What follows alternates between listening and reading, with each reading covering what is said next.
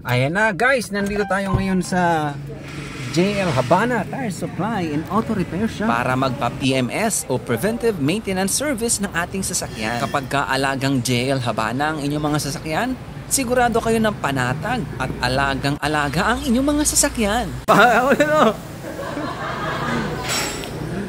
Ayan. Ayan, ini ang matibay na mekaniko sa JL Habana. Ayan, ma-PMS. Yan, sa tuyang car. Yan, kaya kung gusto niyo nang magpa-align ng inyong mga gulong, ayan. Ito ang mga black mamba na mags. Yan, mga mag wheels. Ganda. Ito naman mga amp wheels. Yan. PIESR.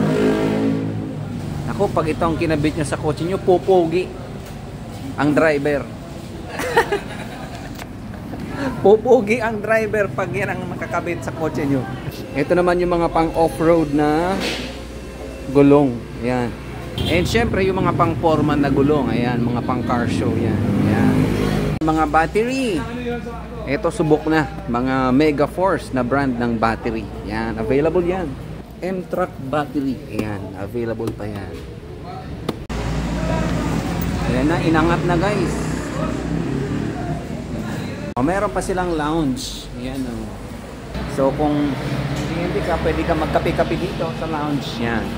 Kapag nagpa-PMS kayo or nagpa-maintenance kayo ng inyong sasakyan dito, lahat nila chine-check. Hanggang sa spark plug, mga preno, mga filter. Naku, huwag na kayo magpapahuli ha kapag ang inyong mga sasakyan ay may mga kailangan. Dalhin nyo na agad sa JL Habana Tire Supply and Auto Repair Shop. Dahil dito sa Naga City, 4 ang kanilang mga branches. Dito sa may Diversion Road, malapit sa Riles. At sa may tapat ng bus terminal ng Raymond. At syempre sa Almeda Highway, sa may tapat ng Robinsons Mall. At sa may Concepcion Pequeña, sa may tapat ng Coca-Cola. Tara na. Ayan, sa JL Habana Tire Supply and Auto Repair Shop. Thank you sir, thank you. Thank you.